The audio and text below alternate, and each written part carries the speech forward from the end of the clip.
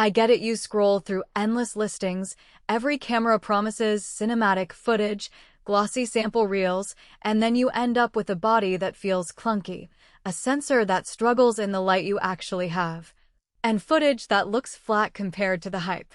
That's the worst part of buying gear online.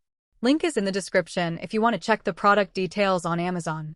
When I started looking at the Blackmagic Design Pocket Cinema Camera 6K G2, the first thing that bothered me was the sheer number of promises stacked on its page. Incredible image quality, multiple recording options, user-friendly. Those are great, but they don't tell you whether the camera will actually hold up in a cramped indie set, on a night shoot in a basement, or when you're trying to keep the rig light enough to run upstairs. I dug into forums, watched a handful of real-world test videos, and tried to piece together what everyday creators are really saying. Let's start with the sensor.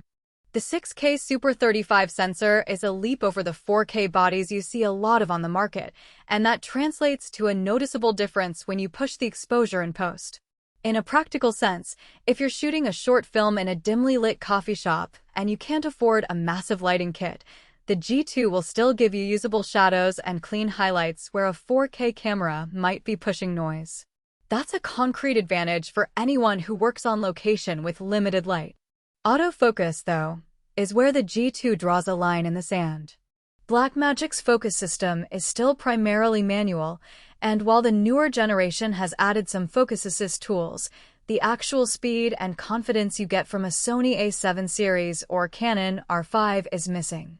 In my tests, tracking a moving subject on a bike ride through city streets required constant manual tweaking, which can be a deal-breaker for documentary shooters who rely on set-it-and-forget-it AF.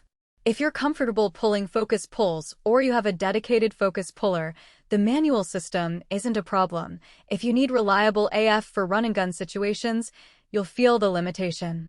Low-light performance is surprisingly solid given the sensor size. On a night market with only neon signs as illumination, the G2 delivered clean 6K footage with a pleasing roll-off in the shadows. The ISO range goes pretty high before you start seeing the grain creep in, which means you can push it a stop or two in post without looking like a grainy mess. That said, the camera's native ISO isn't as high as some dedicated low-light cinema cameras, so you'll still benefit from a decent LED panel or a fast EF lens to get the cleanest image. Speaking of lenses, the EF mount opens a massive ecosystem. If you already own Canon lenses, you can slot them in without adapters, and there's a wealth of cheap, fast prime options that pair nicely with the sensor.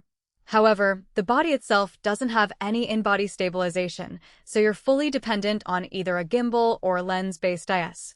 In practical terms, that means handheld shooting in a cramped space will feel shaky unless you've rigged a stabilizer. For a run-and-gun indie filmmaker who can't afford a gimbal for every shoot, that's a real consideration. Menu navigation is another spot where the G2 shines and trips up. Blackmagic's UI is built for touchscreen interaction, and the layout is logical once you get the hang of it. You can toggle between ProRes and Blackmagic RAW with a tap, change resolutions, and set up dual recording without diving into deep submenus. The downside? The screen is a 5-inch LCD that can be hard to read in bright sunlight, and there's a learning curve if you're coming from a DSLR where every button is labeled. I found that after about an hour of use, the workflow became second nature, but the first day felt like learning a new operating system. Battery life is a classic pain point for cinema cameras, and the G2 is no exception.